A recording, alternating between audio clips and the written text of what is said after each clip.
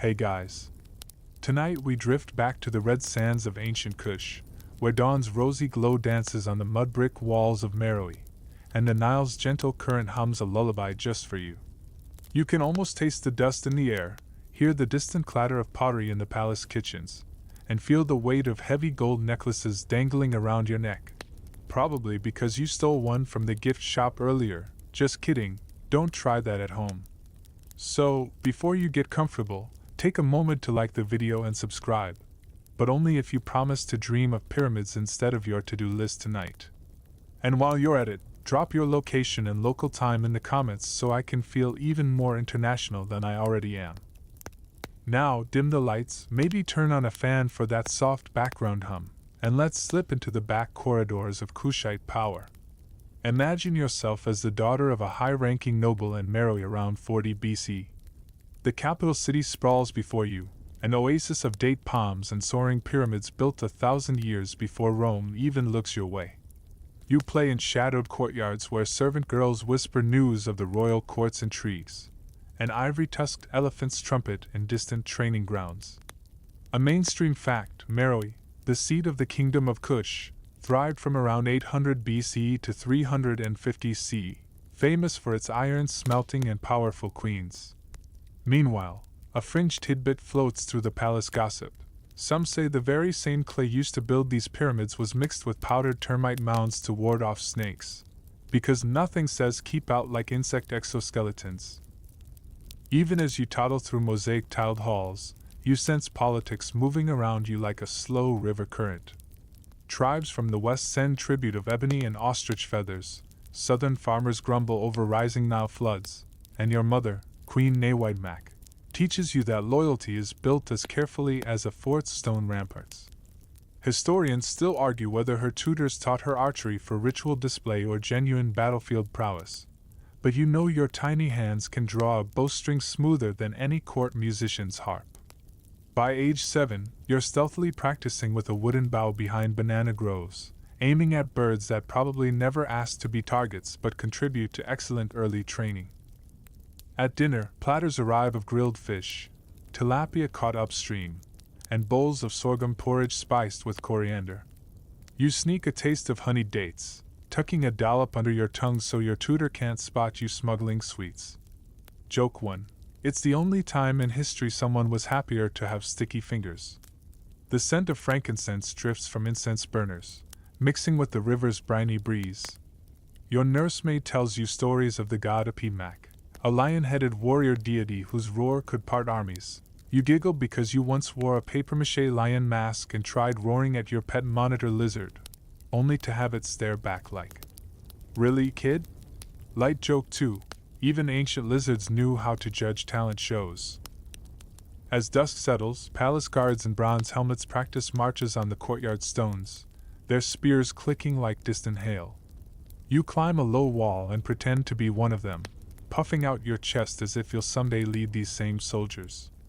The hush of night wraps around you, crickets chirp, and a crocodile bellows from the riverbank. Fringe whispers insist crocodile dung's sunscreen kept royal skin flawless under the desert sun. You wrinkle your nose at that one, but wear the story like a talisman, imagining yourself warded against any enemy's arrows. So here you lie in your straw mattress, eyelids heavy, dreaming of all the power you might wield one day. You wake as the morning heat gathers like steam in a pottery kiln. The palace, usually still at dawn, hums with a subtle urgency. Footsteps echo in the halls, sandals slap against sun-warmed stone, and messengers slip past with scrolls tucked under their arms. Something has changed. You sense it in your mother's stiff posture at breakfast, in the way the guards stand a little straighter, their eyes lingering a little too long on the horizon. Your father, the king, has not returned from his latest campaign. Word comes that he's been wounded in battle against a nomadic raiding party, possibly fatally. The kingdom murmurs, uncertain. The air grows thick with silence. Grief and caution swirl together in the courtyards, as whispers about succession hang like dust motes in the light. Your mother meets with advisors behind closed reed doors, and you're sent away, again and again, to go practice your glyphs or feed the goats. Light joke 1. as if a future queen should have to bribe her goat with dates just to get it to behave. But one day, you're summoned, not to lessons or chores, but to the temple of Ammonius. The same place where your father once poured libations to mark each new victory now waits for you in solemn quiet. Robes rustle as priests murmur prayers, their bare feet padding across the cool stone floor. You walk between them, spine straight, heart hammering in your chest like a drummer leading soldiers into battle. The coronation is subtle, quiet, more of a political maneuver than a grand ceremony. Historians note that many Kushite rulers, especially women, took power through consensus among noble families rather than outright inheritance. Your mother declines the throne, insisting you are ready. Whether that's out of faith or exhaustion, you're not sure. But you do know that the heavy gold pectoral clasped around your neck feels a little too large, like it belonged to someone stronger, someone already legendary. The council eyes you with a mixture of respect and curiosity. You're young, too young, some would say. But your voice carries weight. You speak clearly, your plans for stabilizing trade with the southern provinces laid out in short, precise sentences. You demand tributes not in ivory, but in labor. Roads must be repaired, supply routes restored. You insist that Meroe's wealth must be seen, not just stored. Light joke too, because what's the point of a gold vault if no one knows you've got the good stuff? Your first year is a tightrope walk. Bandits test your patrols, and southern governors question your orders. A minor famine leads to rioting in the outer towns. You visit each site in person, your chariot kicking up sand as you roll in like a storm that brings order, not rain. You hand out food. You restore irrigation. You throw 2 corrupt officials into a goat pen until they agree to repair the aqueducts. Fringe tidbit. Kushite tradition sometimes punished administrators by humiliating them publicly. One rare relief carving may even show a man forced to eat his own tax records. Now there's a paper trail you don't want to follow. By your 3rd year, the whispers stop.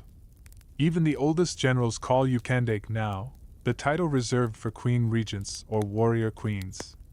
The name fits like a well-worn cloak. You don't just wear the crown, you wield it. Sometimes you still sit on the palace wall at dusk, remembering your first bow, your first lion mask, your first dreams of battle. Now real weapons gleam beside your throne. Now elephants raise their trunks when you pass, recognizing your scent, your voice. And then comes the first Roman messenger. He arrives on a white horse, his armor polished and absurdly reflective, like he expects to blind you with style. He bows deeply but speaks stiffly, offering greetings from the Roman prefect of Egypt, Cornelius Gallus. You accept his scroll with a polite nod and unroll it slowly. The message is clear. Rome is consolidating power in Egypt, and you are expected to cooperate.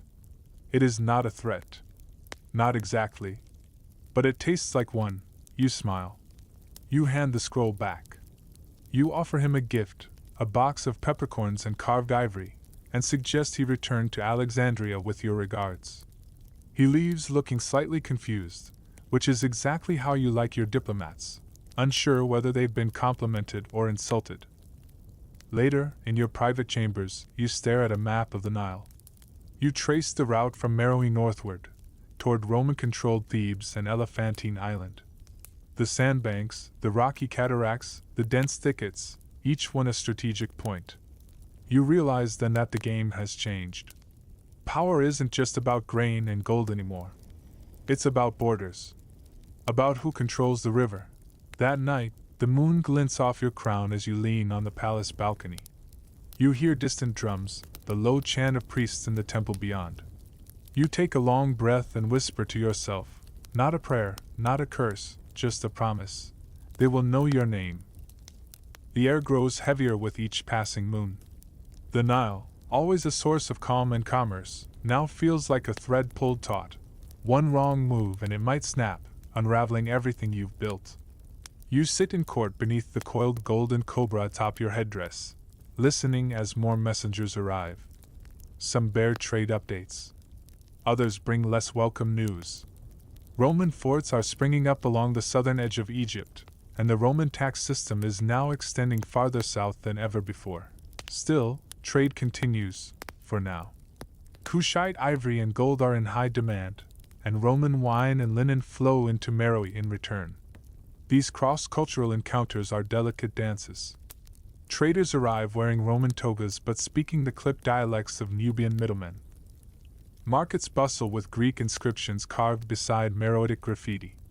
Fringe tidbit: archaeologists once uncovered a bronze mirror in a Meroe tomb that may have originated in Alexandria, suggesting someone cared about both fashion and reflection, even in the afterlife. You attend a market day disguised under a linen veil, flanked by your most loyal guards. It's your version of undercover boss. You finger a bundle of Egyptian papyrus, inspect Syrian incense, and sniff at a Roman perfume vial that smells vaguely like overripe olives and ambition. Joke 1. Apparently, Roman soldiers smelled like conquest and disappointment. Among the traders, you hear mutterings. Roman officials are getting greedier. More tax collectors have been spotted pushing deeper south, arrogantly assuming Kushite compliance. One even insulted a local chieftain by referring to him as a tribal merchant instead of a nobleman. You roll your eyes so hard your crown nearly slips off. The Romans may have mastered siege tactics, but tact? Less so. Back at the palace, your diplomats confirm the rumors. There are new Roman outposts near Syene, modern-day Aswan, just north of your influence. The prefect Gallus has been replaced by one Gaius Petronius, a man with a reputation for efficiency, cruelty, and, worst of all, an excellent memory. He knows your kingdom's wealth, and he's watching you with interest, as one might eye a piece of meat not yet claimed at a banquet. Your advisors argue over whether to send tribute or tighten borders. You do neither. Instead, you invite a group of Roman merchants to dine at court. You serve them honeyed locusts, roasted yams, now perch stuffed with spices, and a sour tamarind drink that makes one of them pucker so hard he almost swallows his own tongue. Joke 2. You make a note. Tamarind diplomacy might be your new favorite tactic. During the meal, you praise Roman engineering and casually mention that the iron smelted in Meroe could be made into plows or arrowheads. The subtext lands like a thud. You offer a toast in Latin, and their eyes widen. Yes, you speak it. Of course you do. You also speak the language of power. But despite these subtle warnings, the incursions continue. Petronius begins demanding that Kush formally recognize Roman dominance in Egypt. One of his letters, delivered without so much as a bronze trinket, suggests that your throne exists at the pleasure of Augustus himself. You consider responding with the drawing of a donkey wearing a laurel wreath. But settle instead for something sharper: silence. Tension ripples through your court. Musicians falter mid-song. Even the monkeys kept in the palace garden for amusement grow jittery. Your generals start polishing armor more often, and the palace elephants, particularly one old bull named Baraka, seem to sense something coming. They snort and shuffle restlessly at dusk, as if war itself were slinking up the Nile. You make offerings at the temple. You whisper to the god Epidmac beneath a ceiling painted like the night sky, asking for strength. The priests bless your bow and smear your eyelids with ash and oil. You stare into a ceremonial mirror and barely recognize yourself. This is not the girl who played with lion masks and goats. This is a queen sharpened by sand and silence. And then the line is crossed. A Roman patrol raids a southern Kushite town. It's unclear whether it was sanctioned or a rogue operation, but damage is done. Fields are burned. Children are frightened. One noble's daughter is injured, and another merchant's caravan looted. Whether this is the act of soldiers or thieves in Roman armor is, to you, irrelevant. You summon your council. The mood is solemn. No shouting. Just the quiet weight of inevitability. You speak slowly, evenly. If they push against stone, they must expect the stone to push back. Your war advisors nod. The older ones speak of previous skirmishes. Kush had clashed with Egypt before Rome ever arrived. The land remembers. So do its people. Still, others urge caution. Rome is vast, they whisper. We are proud, but small. You lift your gaze, steady and unreadable. Sand may be small, you reply, but enough of it buries empires. Outside, the Nile glistens under moonlight. You stand on the palace wall, eyes tracing its serpentine course northward. You know the sandbanks like the back of your hand now. You've studied maps, listened to sailors, traced currents with your fingertip. You know where the reeds will mask a waiting army, where the current runs so shallow even the boldest Roman galleys will hesitate. War has not yet begun, but your heart is already marching. You begin the preparations quietly. At dawn, before the city wakes, you meet with your generals beneath a woven awning, the early heat not yet oppressive. You spread a sand-dusted map across a limestone table, hand-drawn, marked with oil-smudged thumbprints and careful charcoal strokes. You trace the route with one calloused finger, Meroe to Khazar-Ibrim, then on through the narrow neck of the Nile where crocodiles sun themselves like smug guardians. The terrain is unforgiving, but so are you. Armies, you remind your council, are not made only of numbers.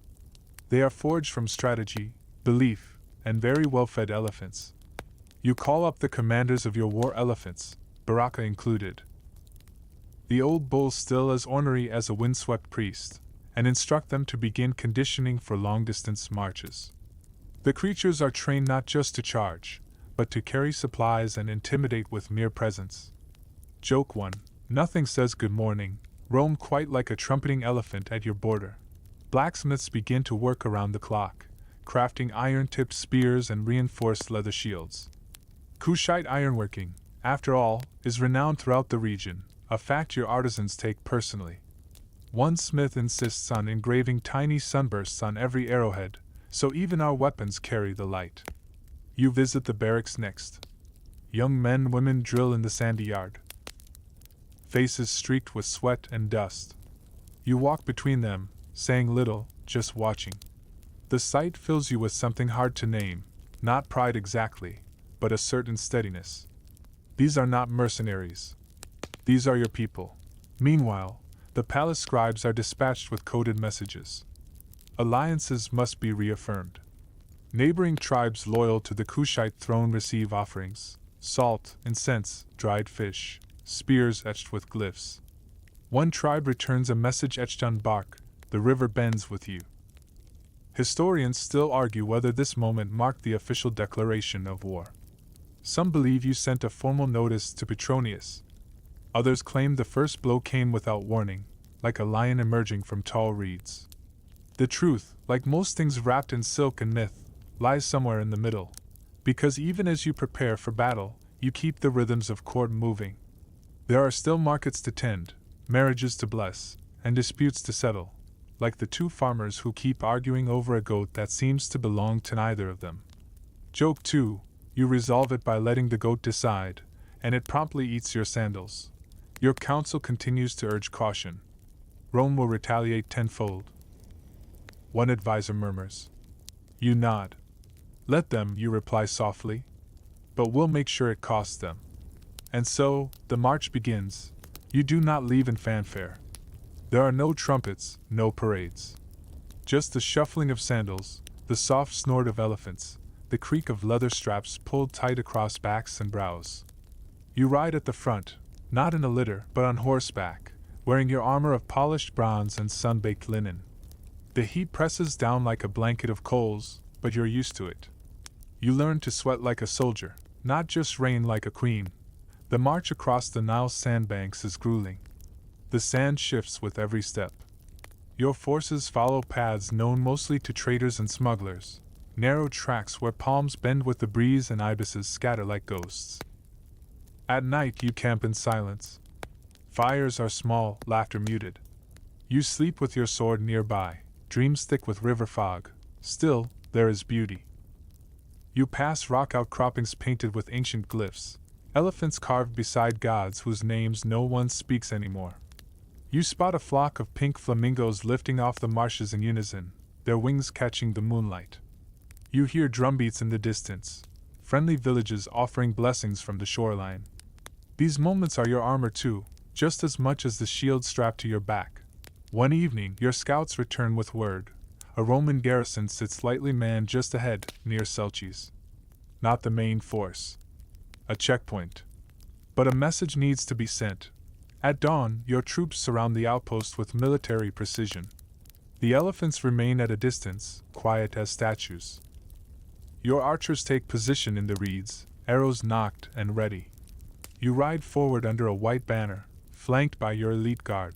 The Roman commander emerges, a middle-aged man with sun-blasted cheeks and a helmet 2 sizes too big. He stares at you, then at your army, then back again. You tell him plainly, you are trespassing. Withdraw north of Syene and do not return. He laughs. You nod.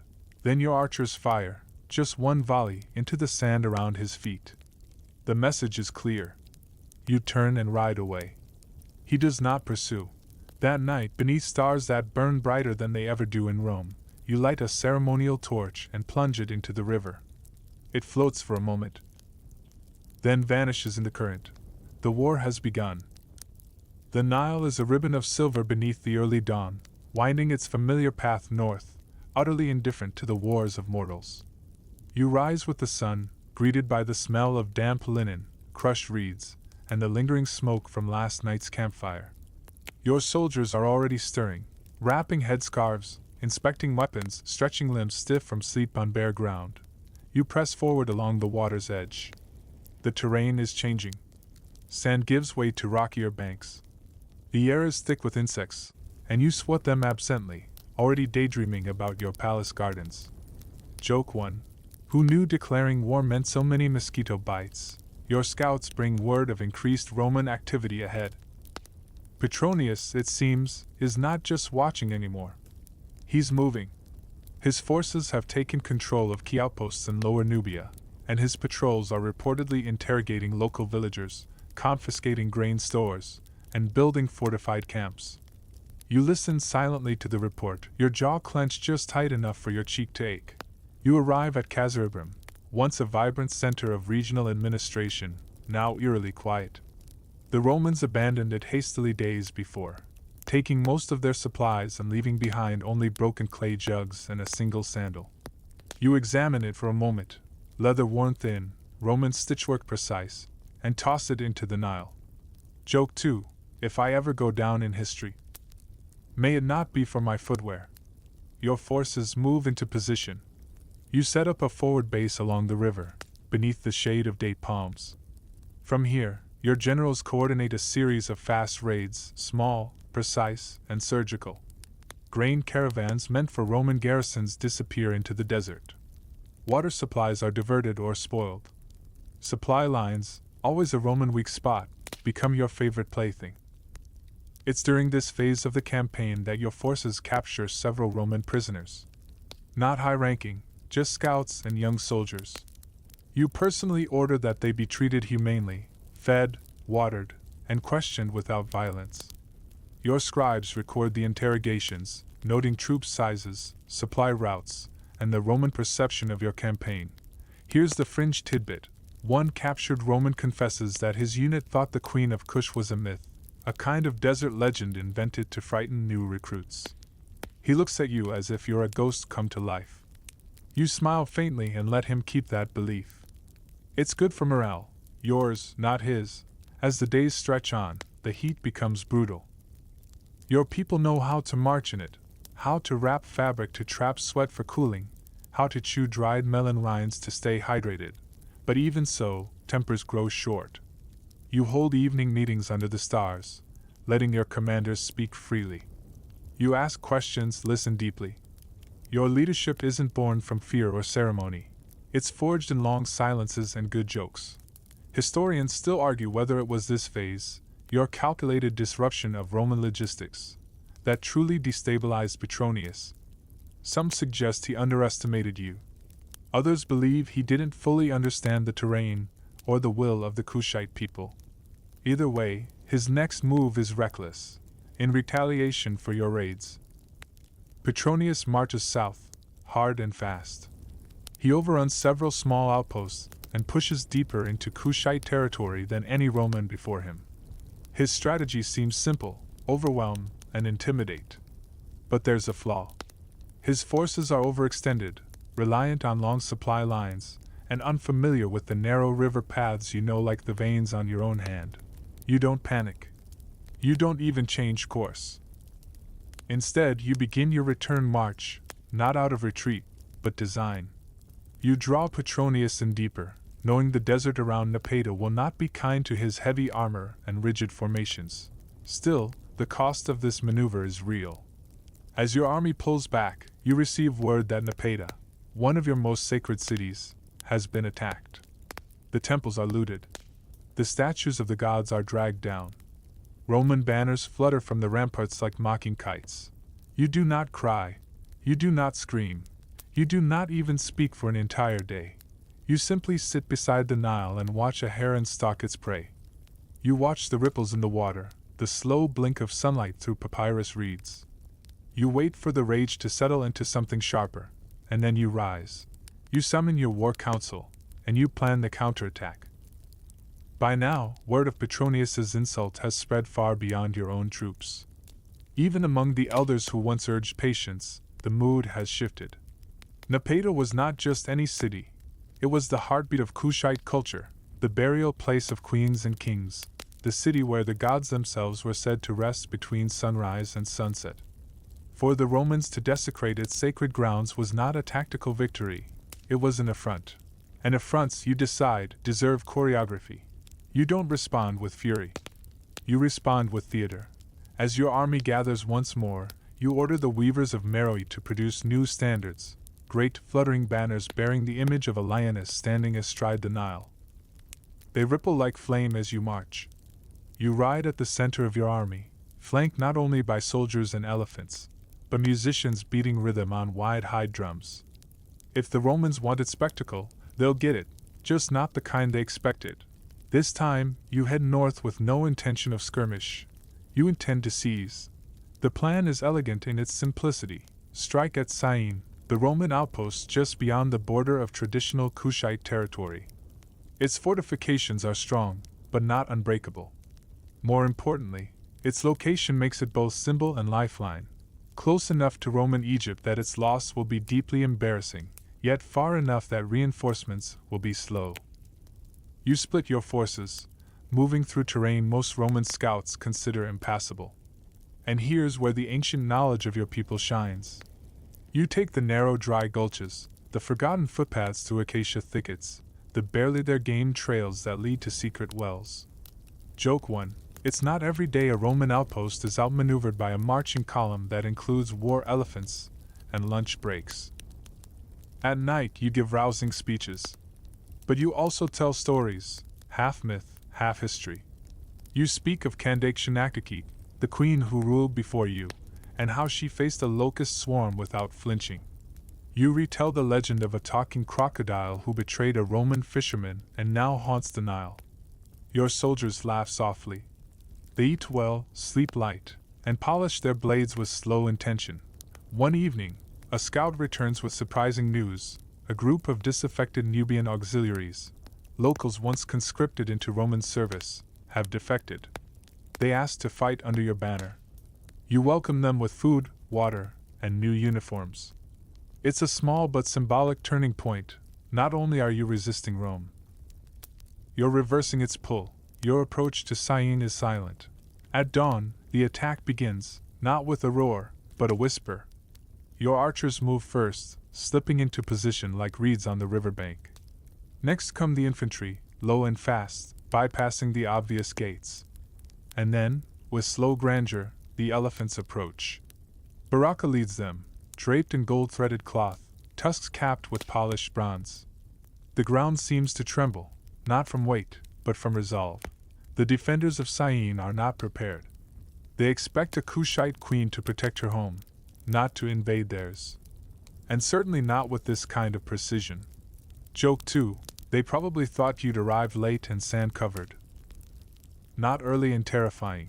By midday, the Roman garrison surrenders. You take the city without unnecessary bloodshed. You instruct your troops to avoid looting. We do not win by becoming them, you remind them. Instead, you claim the fortress, restock your supplies, and raise your lioness banners over its ramparts. You order the temple, Roman, small, and rather underwhelming, to be repurposed as a rest shelter for wounded soldiers. Your scribes begin documenting the victory. One quirk stands out. In the Roman storerooms, your soldiers find hundreds of amphorae filled with imported wine, too heavy, too sweet, and entirely impractical in the desert. You toast with it anyway, raising a clay cup and declaring, to Roman planning. Everyone laughs. The cup is later placed in a shrine beside a burnt sandal and a melted wax seal, a growing museum of quiet defiance. The victory is not just strategic. It's spiritual. Word of your triumph spreads like wind across papyrus leaves. Merchants whisper your name in marketplaces. Priests light incense in your honor. Even your critics in court send embroidered apologies by camel courier. But the war is not over. Petronius, predictably, does not take this loss well. Scouts report that he's regrouping, pulling forces from other regions, and preparing a grand retaliation. He's also petitioning Rome for reinforcements. The wheels of empire, once nudged, tend to grind loud and long. You're not afraid. But you are realistic. So, as your forces settle into Syene, you do what any good ruler would. You start planning your exit strategy. Not out of weakness, but wisdom. Because true victory isn't about how long you hold a city. It's about how you leave. The nights in Syene are colder than you expected. Desert wind slips through the cracks in Roman stonework, and even your thick Kushite cloaks can't quite stop the chill. You stand on the city walls under a moon so full it looks smug, and you listen, not just to the sounds of your camp, but to the deep silence that only follows conquest. This, you think, is the part they never tell you about in victory songs. The waiting. The wondering. The quiet moments after the drums go silent, when you start to ask yourself what comes next. You begin the slow task of fortifying your hold.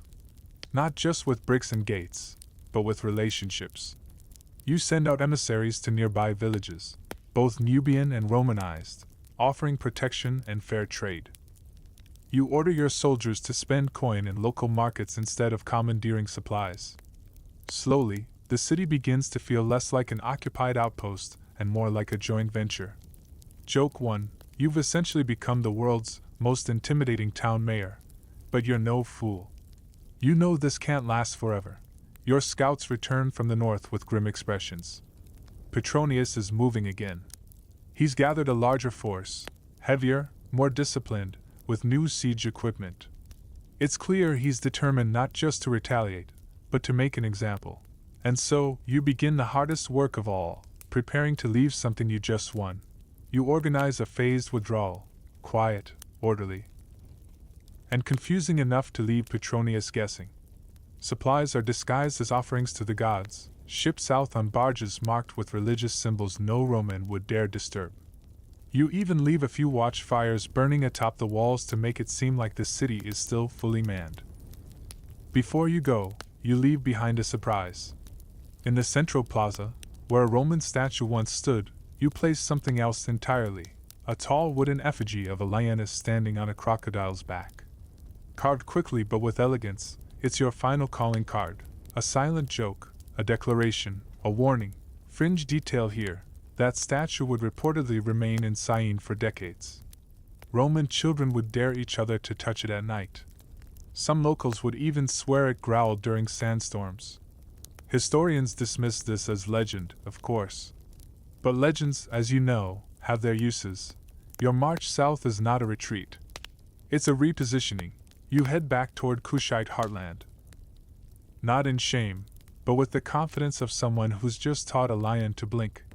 The Roman road behind you is littered with discarded sandals and hastily abandoned supply wagons, Petronius's men, always chasing, never quite catching. Your soldiers move smoothly, buoyed by the taste of victory and the promise of home. Some of them begin composing songs, gentle, rhythmic chants about the queen who took Syene and left it standing. One version includes a talking donkey, but you let that part slide. Who are you to interrupt good oral tradition? Along the Nile, you stop briefly in villages that had once feared Roman patrols. Now they greet you with garlands and flatbread, stories and shy children. You listen with genuine interest, making a point to praise local leaders and remember their names. This isn't just diplomacy, it's legacy building. One night you camp near an old temple ruin. Its stones are cracked and half swallowed by sand, but the carvings remain. You walk among them slowly, running your fingers over the faded outlines of kings, crocodiles, stars. It hits you, not for the first time, that you are now etched into this same story. Joke 2. Hopefully your nose is carved a bit straighter in the official version. And yet, despite all the celebration, there's tension.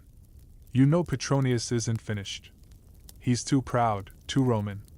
And you haven't won peace yet, only time. So, back in Meroe you prepare again.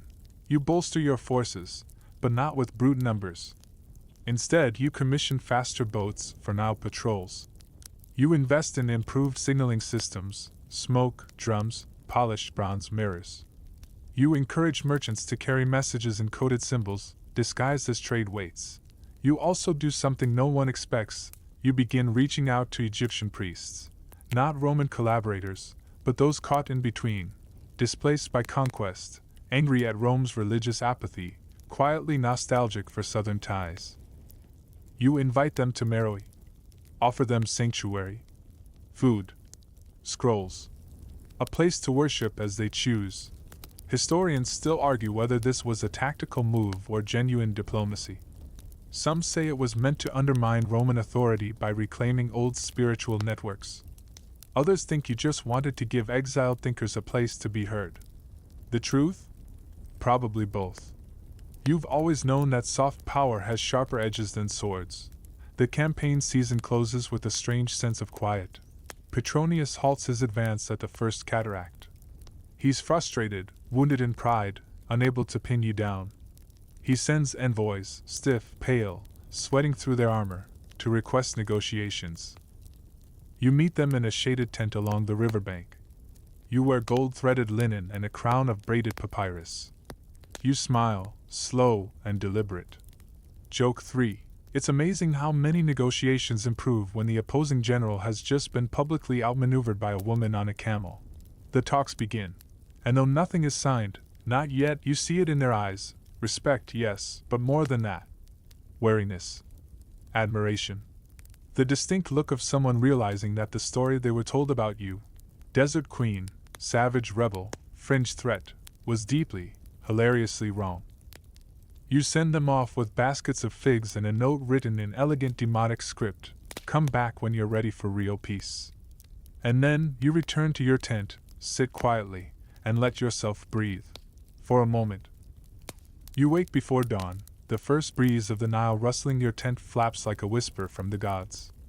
Outside, your guards are still quiet-footed, and the camp lies in that rarest of states, stillness. You stretch, roll your shoulders, and smile a little. Not from vanity, but because, for now, your army is exactly where it needs to be, not in battle, not retreating, but perched in a kind of poised calm, halfway between thunder and silence. But silence doesn't last forever. Even as peace negotiations with Petronius hover in the air like steam over morning tea, you sense Rome recalculating. No empire sits quietly when its borders feel bruised. So, you spend your days making sure yours stay just one step ahead. This begins with something quite simple: counting grain stores, arrowheads, water skins, the shape and number of boats moored on the river. Joke 1. You've become the most glamorous supply chain manager in Upper Nubia. Logistics, as always, is the true empress of any campaign. You visit Meroe's forges, too, where blacksmiths shape iron like potters shaping clay. The fires here have a hum to them, deep and constant. You run your fingers across spearheads, check the balance of throwing knives, and, on a whim, ask a young apprentice to forge you something custom. Surprise me, you say. He does. A few days later, you're handed a hairpin that doubles as a dagger. Elegant. Practical. Untraceable. You name it, whisper. The people of Meroe are thriving under the strange rhythm of near war. Trade is up, oddly. Roman merchants, curious and opportunistic, start filtering into border towns with rare glass and even rarer gossip. Some of them are clearly spies. You let them look. Let them listen. Because everything they report back, about the discipline, the unity, the sheer elegance of your rule, only makes you harder to attack. You also turn your gaze southward. There's a village past the fourth cataract where rumors say sacred ibis birds have been nesting in impossible numbers. The locals think it's a sign from the gods, of protection, or prophecy, or both. You decide to go see for yourself. And why not?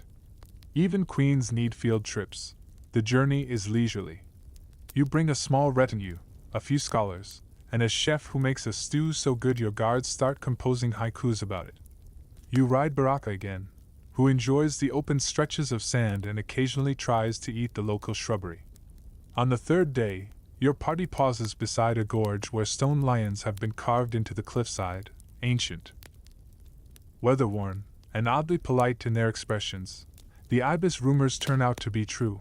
Hundreds of the birds, white with curved black beaks, glide silently over the marshlands, each one reflecting the sun like a walking prayer. A temple nearby, long collapsed, still bears a half-legible inscription about the sky-feathered guardians who saw truth before kings.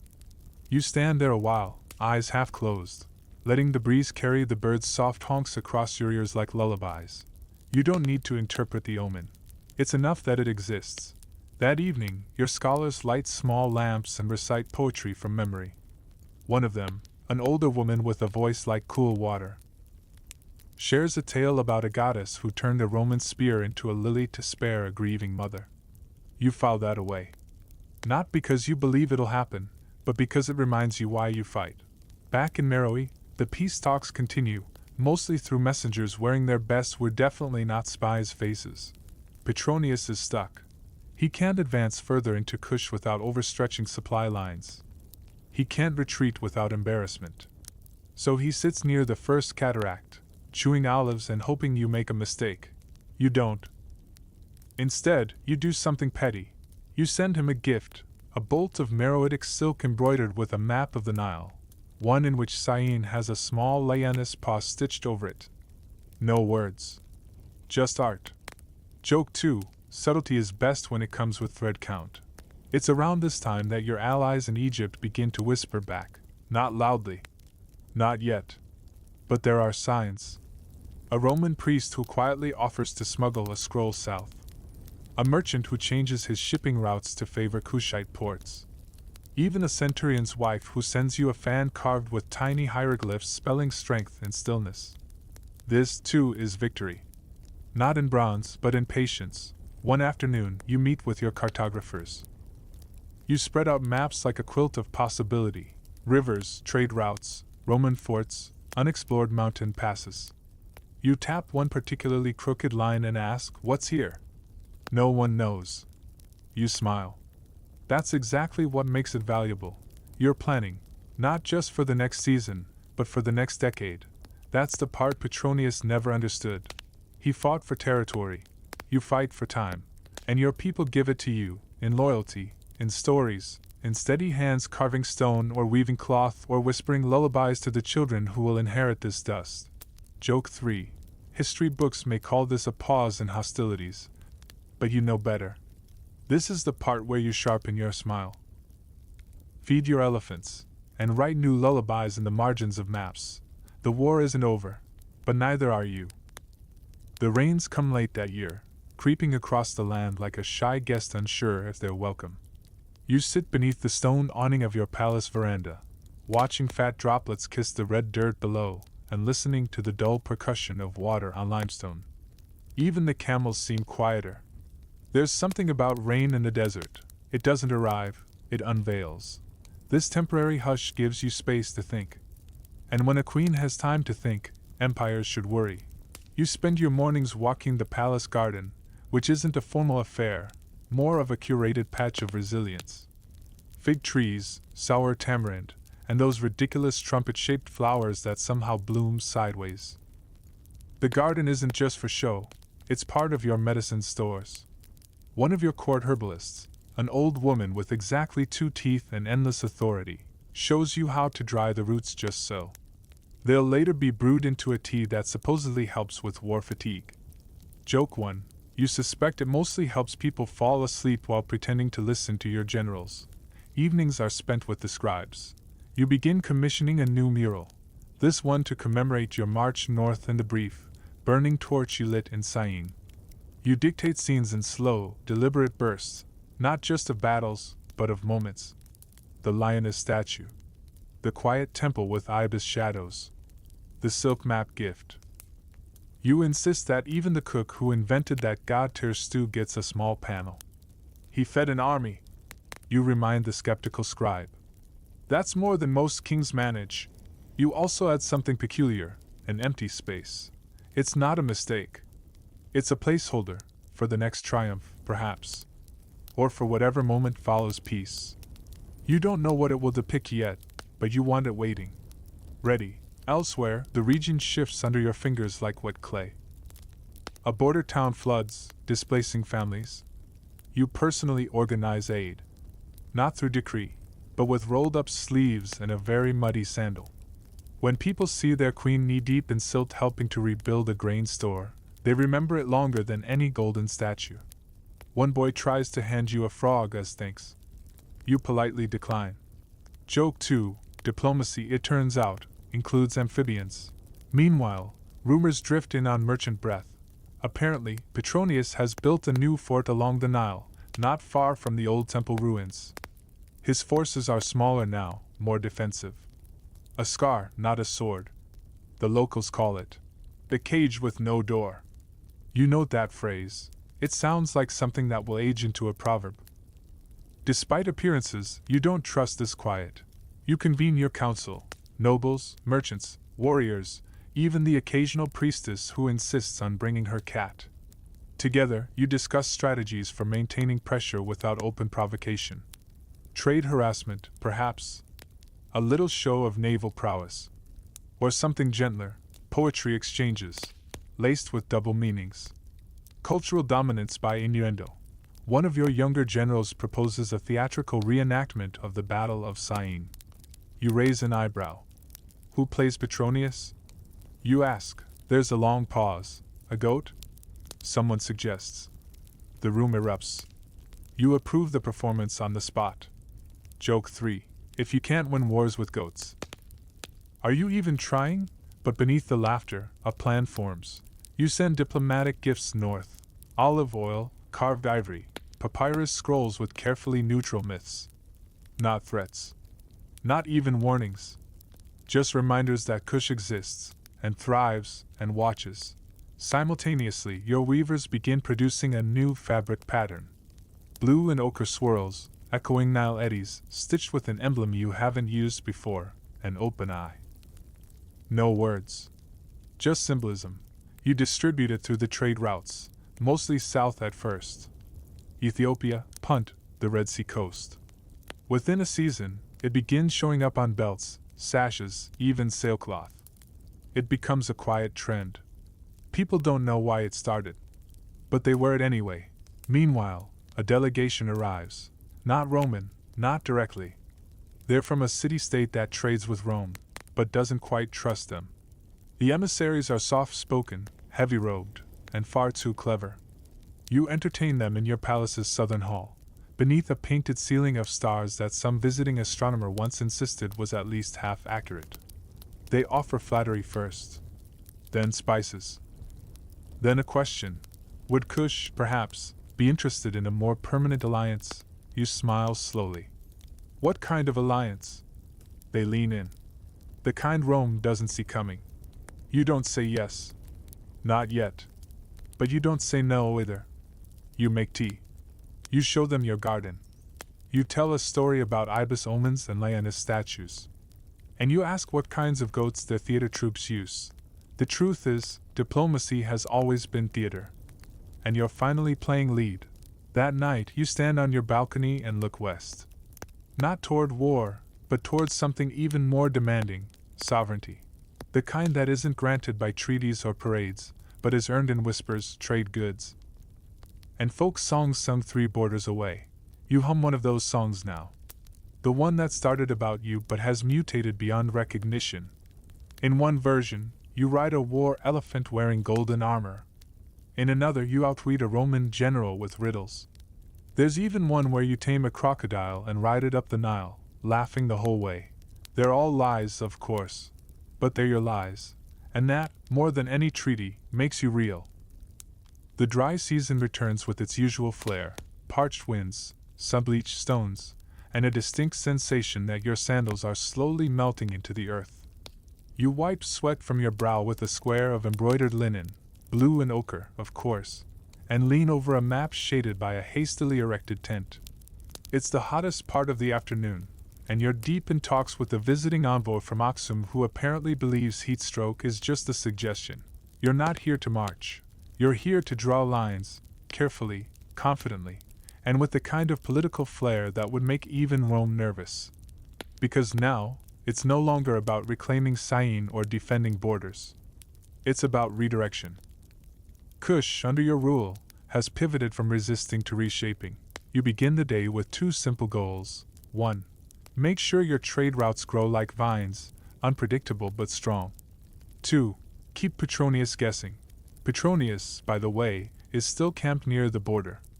Still sulking, by all accounts. His men have grown superstitious, some say cursed, after the Battle of Syene. Stories abound, that you appear in dreams, that your archers shoot fire, that your elephants can vanish like smoke. You consider sending a thank you note to whichever bard invented those. But there's a strange turn, too. A Roman merchant brings you a statue, small, rough-carved, clearly mass-produced. It's you. Allegedly. Or someone's idea of you. Lioness head, long robes, spear raised. A goddess-queen hybrid sold in back alley markets in Alexandria. You laugh so hard you spill your tea. Joke 1. Branding, apparently, knows no borders. Still, it's a sign.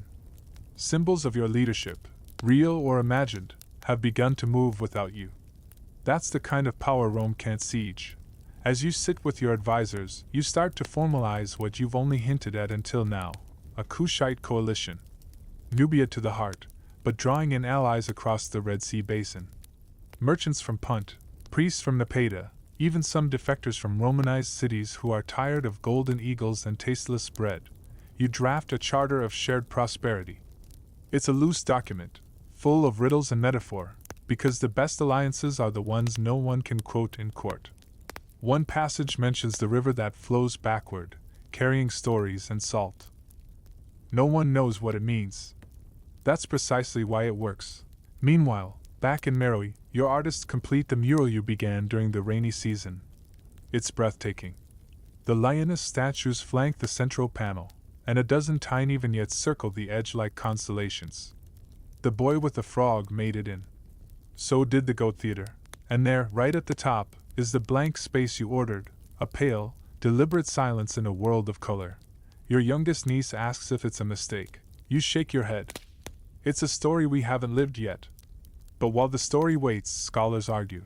Historians still argue whether your treaty with Rome was a form of capitulation or the most graceful act of misdirection since the Great Elephant Parade of Tankasi. You pretend not to hear this, sipping your hibiscus tea with a smile that says, "Try putting that in a scroll." Rome eventually proposes a deal. It's not generous. But it's not insulting either. The first cataract remains the border. Trade resumes. Both sides agree to stop raiding. You make them remove one clause about tribute. It becomes seasonal gifts. Semantics, maybe, but also dignity. You send a letter to Petronius, signed not with your name, but with a single glyph, the open eye. Let him puzzle over that for the next decade. The truth is, you've won. Not in the bloody, flag-waving sense, but in the deeper way, the way of rivers changing course, of ideas outliving swords. Now, as part of the agreement, Rome sends you a delegation to finalize things. It's led by a senator with overly shiny sandals and a fear of insects. He faints upon seeing your war elephants. Joke 2, he'll need to be carried out in a decorative amphora. You meet him in the shade of a temple to Epidmac, the lion-headed god of war and wisdom. The fresco behind you shows the god offering a lotus to a crocodile. No one's quite sure why. Which makes it the perfect backdrop for diplomacy. The senator clears his throat and begins his rehearsed Latin speech. You pretend to listen. He ends with a phrase that translates roughly to peace under Rome's generous gaze. You smile and reply, in flawless Latin, Let us both blink occasionally then. He doesn't quite know how to respond to that. Later, when the papers are signed and the palm wine flows, you slip away. You walk to the edge of the palace walls and look out over the Nile. The water is low, golden in the setting sun, and flickers with hints of saffron and ink. Somewhere nearby, a temple bell rings, slow and offbeat, like it's too relaxed to bother with rhythm. You don't know what will come next. You've carved a space in history, yes. But more than that, you've carved one in possibility. And those don't show up on maps. Joke 3. Somewhere, some poor Roman scribe is trying to write your story, and getting most of it deliciously wrong. That's fine, because while they squabble over facts, your people sing songs. Songs where you ride crocodiles, steal Roman thunder, and trade jokes with ibis birds. And in every version, you're smiling. By now, your name drifts farther than your army ever marched. South through valleys where language warps like river reeds, west across sand seas where maps are rumors, east over waters salted with pearl divers and whispered trades. They say your eyes can see across borders, that you command lions with hand signals. One tale insists you once argued philosophy with a talking baobab tree. You suspect that particular tale was the result of too much date wine, but you don't mind. Reputation is a kind of armor, and one that travels lighter than bronze. You've turned your gaze inward now, toward the lifeblood of Kush. Governance. Culture. Infrastructure. The slow and deeply unglamorous work of empire. It's less romantic than battle, but far more lasting. You begin with the roads. They're not the smooth stone causeways the Romans boast about. Yours are more stubborn, winding, and stubbornly efficient. Dirt packed by footfall, reinforced with crushed pottery and camel dung. You assign engineers, local elders, and that one merchant who claims to know where every waterhole is, even the invisible ones. You don't entirely believe him, but he makes excellent mint tea, so he gets a map. Along the new roadways, you order shaded rest points, small palm-covered shelters every few miles. There's a clay jug for water and a stone bench built just high enough to discourage naps, but low enough to tempt one. Because travel should be bearable, even for strangers. Especially for strangers. That's how you build alliances, one sore-footed traveler at a time. You begin standardizing weights and measures, which is about as thrilling as watching papyrus dry. Still, your scribes are thrilled.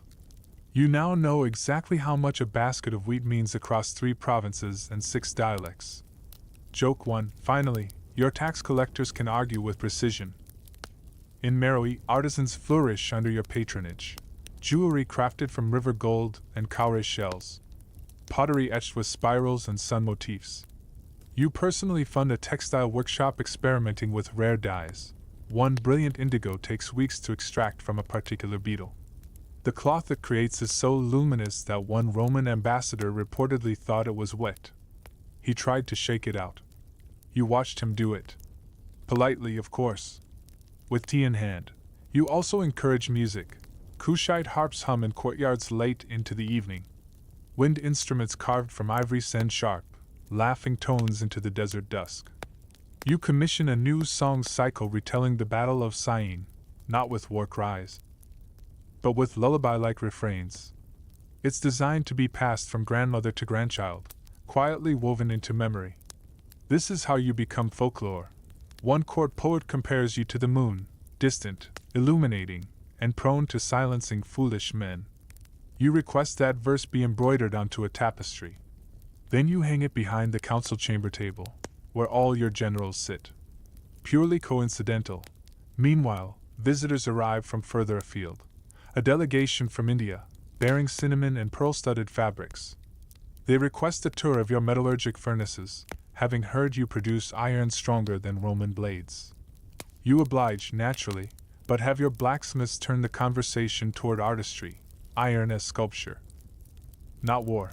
Then, 2 Greek philosophers wander into your court. One claims to be tracing the Nile backwards, to its mythic source. He's tanned, lost, and wildly underprepared. The other carries a notebook, 3 scrolls, and a parrot who recites only one phrase: "Where is the moon going?" You decide to house them in the library wing. Temporarily. Possibly forever. Amid all this, one concern rises above the others: water. The Nile's flood patterns have shifted slightly. Not dangerously, but enough to wrinkle the brows of your agronomists. You host a meeting under the stars, farmers, priests, engineers all huddled around a model of the river built in sand and ceramic bowls. A priestess claims the ibis birds are flying at strange angles. A farmer points to sediment buildup near the third cataract. You listen. You ask questions. You don't pretend to know everything. Historians still argue whether this moment marked the beginning of Kushite hydraulic innovation or simply another cycle of observation. But you push forward, ordering the construction of new irrigation dikes and reservoirs anyway. Just in case. You even revive a half-forgotten water gauge temple ritual involving chanting and, somewhat inexplicably, dyed feathers. No one knows exactly what it used to do, but after performing it, rainfall increases. Coincidence? Almost definitely. But the people believe, and belief waters crops faster than bureaucracy. In quiet moments, you walk the banks of the river alone. The reeds whisper. Frogs sing out. You dip your fingers in the water and trace circles, watching them widen. It strikes you how many decisions you've made, not just as queen, but as caretaker. Of memory. Of soil. Of myth. And somewhere in that soft quiet you hear footsteps, your niece again. The one who asked about the blank space in the mural. She's older now. Curious. Brilliant. And maybe a little dangerous in the best way. She asks about everything. Why do you wear your crown like that? Do elephants sleep standing up? Will I get to rule one day too? You turn to her, smile, and say, that depends. Can you outread a Roman with one eyebrow and a proverb? She blinks, thinks, and finally grins. Maybe the future isn't carved in stone. Maybe it's braided like your hair, twisted, knotted, purposeful. Alive. You wake to the scent of frankincense drifting through your chambers, mingling with the faint hum of morning prayers from the temple below. The Nile glistens beyond the palace walls, slow and steady as ever, as if watching time itself unfold. Today is not a day for battles or treaties, but for reflection, a pause between tides. Your council gathers to discuss a matter both delicate and practical: the role of women in Kushite society beyond the throne. It's not as straightforward as you'd like. Though you reign with unquestioned authority, everyday customs lag behind your vision. There are priestesses who wield influence, midwives who command respect, and merchants whose caravans thread through desert sands. But there remain unwritten rules and quiet corners where women's voices are softer. You propose a new initiative, something subtle, almost imperceptible: patronage for female artisans and scribes, encouragement of education for girls, and a codified respect for women's roles in religious ceremonies. It's gentle progress, a seed planted in fertile soil. Your advisors raise cautious eyebrows, some fear stirring the current. But others, particularly the younger ones, nod with quiet approval. Meanwhile, rumors swirl from the borders. A caravan returning from Ethiopia whispers of strange beasts: hyenas with golden fur and eyes like burning coals, elephants that seem to dance rather than walk. Merchants claim they've traded with tribes who worship a celestial cow, a beast that gives milk to the stars. You smile. The world beyond Kush's borders is vast and strange, and that's exactly how you want it. Your spies bring word of Roman unrest. The legions are restless, their supply lines stretched, their governors bickering like squabbling cats. Petronius, meanwhile, has apparently taken to composing poetry in exile, some of which is said to involve unfortunate references to your war elephants and their dreadful charm. You chuckle. History has a way of softening even the sharpest edges. Back at court, the artists unveil a new project: a mural depicting the journey of the sun god Adam across the sky, but with Kushite twists: serpents that swim through clouds, birds that sing in languages lost to time. You consider commissioning a similar mural for your niece, something she can grow into. A story she can shape. That evening you host a feast by the riverbank. Palm fronds sway overhead, and lamps flicker with soft honey light. The air smells of roasted dates and spiced meat, of fresh bread still warm from the oven. Musicians play slow, hypnotic rhythms their drums echoing the river's pulse. You watch your people laugh and eat, their faces glowing in the firelight. Here, in moments like these, you feel the true power of your reign, not in battles or treaties, but in the quiet joy of community. The night deepens, and you retreat to your chambers. You run your fingers over a small carved statue, a lioness with eyes like polished obsidian. It's a reminder that strength can be both fierce and serene. You think about the journey ahead, the story still unwritten, the blank spaces in Nero's and minds alike. Historians still argue whether your subtle reforms truly shifted Kushite society or merely reflected an inevitable change, but you know this. Progress, like the Nile, flows steadily, sometimes unseen but always present. You close your eyes, the distant croak of frogs lulling you toward sleep. The dawn rises slow and soft over the sprawling city of Meroe, casting long, lazy shadows across mud-brick walls and winding alleyways. You stroll through the bustling market, the scents of fresh dates and roasted grains mingling with the subtle aroma of incense. The chatter of merchants, the clink of pottery, and the gentle bleating of goats form a soothing symphony of daily life. As you wander, you notice the subtle changes your reign has fostered. Women negotiating prices with confidence, children learning songs under the shade of palm trees, craftsmen perfecting their wares with newfound pride. The city pulses with a quiet vitality that feels both ancient and new. You pause by a stall selling embroidered linens, patterns that tell stories of battles, gods, and rivers. The artisan, an older woman with hands stained from indigo, smiles knowingly. "For the queen," she says softly, handing you a cloth woven with the image of a lioness and a river serpent entwined. You accept it with gratitude. These small gifts are the threads weaving your legacy into daily life. Later, you meet with the chief architect to inspect plans for a new aqueduct system. The Nile's moods are unpredictable, and water management remains a constant challenge. The design incorporates not just function but beauty, arches adorned with carvings of sacred animals and celestial symbols. It's a testament to your vision, infrastructure that nourishes both body and spirit. A scholar arrives from the southern tribes, bearing scrolls and stories. She speaks of rituals performed under the full moon, of dances that mimic the flight of ibises, and of medicines brewed from desert herbs. You listen intently, fascinated by the richness of traditions beyond your court. Joke 1. She insists that one remedy involves wearing crocodile teeth necklaces to borrow the river's patience. You chuckle, imagining the awkward social encounters such jewelry might provoke. As the sun dips low, you oversee a ceremony honoring Apibmak, the lion-headed god. Priests chant in rhythmic cadences, their voices rising and falling like the river's current. You participate with solemn grace, knowing that faith is the invisible thread binding your people together. Later, in the quiet of your chambers, you reflect on the delicate balance you maintain. Power is not just wielded, it's nurtured, shaped by stories, songs, and shared dreams. Historians still argue whether your reign marked the peak of Kushite cultural renaissance or merely a calm before future storms.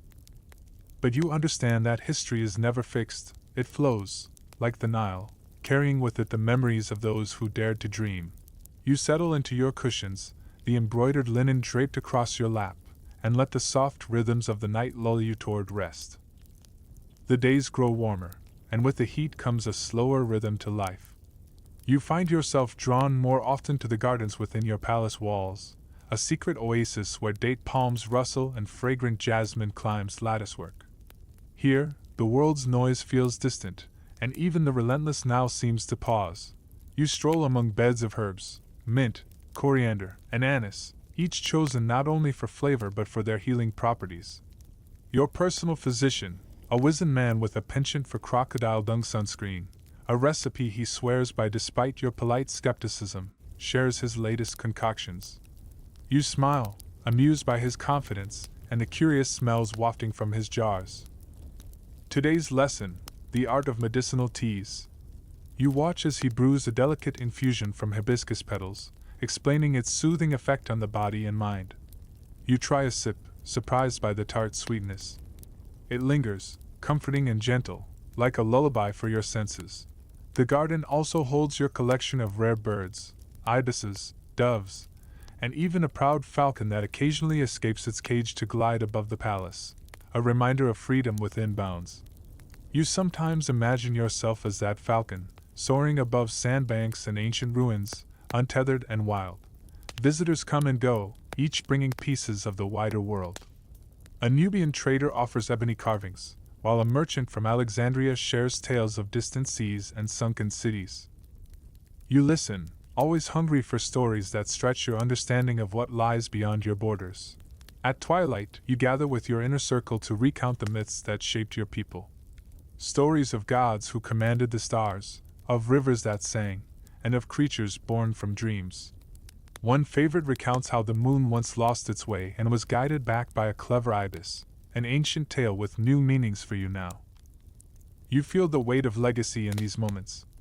Not just the battles won or treaties signed, but the stories told around fires, the songs sung by children, the gentle rituals of everyday life. These are the true currents that shape history. Historians still argue whether these cultural flourishes arose from deliberate policy or natural evolution, but you know that every choice, no matter how small, ripples outward. As night deepens, you sit by a small brazier, the firelight flickering softly. You close your eyes, imagining the Nile's endless flow, carrying all these moments gently into the future. You stand on the terrace of your palace at sunrise, the horizon a ribbon of golden rose, and you feel the weight of years. Years of battles, treaties, murals, and whispered legends, pressing gently against your shoulders. You trace your fingertip over the carved stone balustrade, recalling the first time you marched beneath these same skies, bow in hand and heart pounding like war drums. Now, the world you helped shape stretches out before you, a tapestry woven from rivers, sandbanks, and the stories of countless lives. Across the Nile Valley, children play beneath the gaze of the lioness statue you left in Syene, their laughter echoing off stone walls and rippling through palm groves. Merchants still carry blue and ochre cloth embroidered with the open eye you gave to Rome, your silent signature on an era.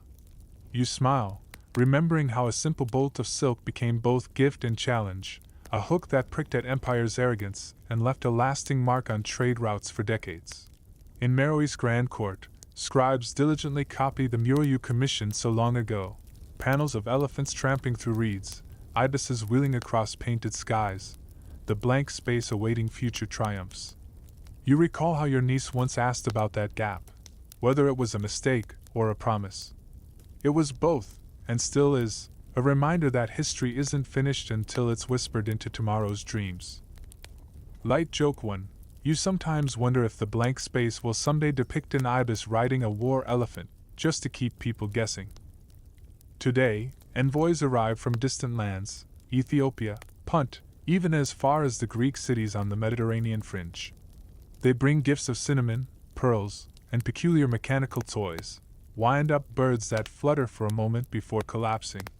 You receive each with gracious curiosity, offering seasoned dates and hibiscus tea in return. These exchanges feel less like diplomacy and more like conversations across centuries, where each token carries a story, and every story folds into the next. Your engineers still maintain the aqueducts you ordered, the shimmering channels guided by carved basins and lined with sun-baked bricks. Farmers credit your hydraulic projects for bountiful harvests long after your campaigns have faded from memory. Fringe tidbit: local villagers swear that on certain nights, if you're quiet enough, you can hear the river speaking in your own voice, thankful, somehow, for everything you did. And yet, even as your people commemorate your reign in songs and statues, historians still argue whether your legacy was a triumph of diplomacy or the lull before later turmoil. Some claim that your peace treaty with Rome merely delayed inevitable conquests. Others insist that your cultural innovations laid the groundwork for centuries of Kushite resilience. You shrug when you overhear these debates in hushed academic corridors, because you know that truth, like the Nile, shifts with each generation's perspective. You descend from the terrace into the heart of the palace, greeted by the familiar rhythms of daily life, the clang of the forge, the rustle of scribes' papyrus, the soft bray of a goat theater troupe rehearsing in an anteroom. They perform the Battle of Syene every week now, complete with a goat arguing philosophy as Petronius. Light joke 2, you're fairly certain the goat has better stage presence than most Roman senators. In the inner sanctum, you pause before the tapestry of the moon guided by an ibis. You recall the first time you heard that myth in your nursemaid's murmurings, how it shaped your understanding of destiny and guidance. The fresco behind you, painted decades ago, feels as alive as the birds you once watched nest in the marshes. Everything you did, every choice you made, from sparking a conflict to weaving cloth that carried a hidden message, has become part of this living mythos. Before you enter the council chamber for your final day of rulings, you adjust the hairpin whisper at your nape, the dagger hairpin that once saved you in more ways than one. It glints softly in the morning light. A reminder that elegance and danger can coexist in the same movement. And you think, isn't that how all great legacies endure? You walk into the chamber, the eyes of elders and children alike upon you. They stand, applause begins, and you raise a hand, not for power, but in gratitude. Because in the end, the real measure of your reign isn't in conquests claimed or treaties signed, but in the subtle currents you set in motion, the roads that bear travelers, the songs that cradle the weary, the blank spaces waiting for tomorrow's triumphs. You take your seat, ready to write the final lines of this chapter. But you know the story will never truly end.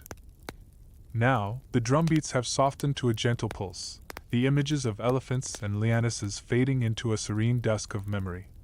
You imagine yourself drifting down the Nile once more, only this time, without purpose other than to float. You feel the cool water lapping at your fingertips, the scent of lotus petals drifting on the breeze, and the soft hum of temple bells echoing in the distance. Let go of any lingering tension, releasing it like pebbles into the current. Breathe in the warmth of the desert night, heavy with the perfume of jasmine and hibiscus. Each exhale carries away the last remnants of conflict, leaving only calm. There are no armies now, only reeds sighing under the watchful stars. Picture the vast expanse of sky above, a canvas of infinite possibility. In that quiet expanse, see the stories you've witnessed: a queen's first arrow, a silk map stitched with defiance, the blank mural space waiting patiently. All these moments float like clouds, unhurried and weightless. You are a traveler on this river of time, and tonight, you let yourself simply exist. Allow your mind to wander through palm-shaded groves and mosaic-filled halls, where every echo is a promise of peace. The legacies of mortal reigns are fleeting, but your own presence here is as enduring as the Nile's flow. As your eyelids grow heavy, remember that every choice you make, no matter how small, ripples outward. Even now, in this peaceful glow, you are shaping the next chapter of dreams. And when you finally surrender to sleep, may the lullabies of history cradle you gently, carrying you into a world where every dawn is a new beginning. Sweet dreams.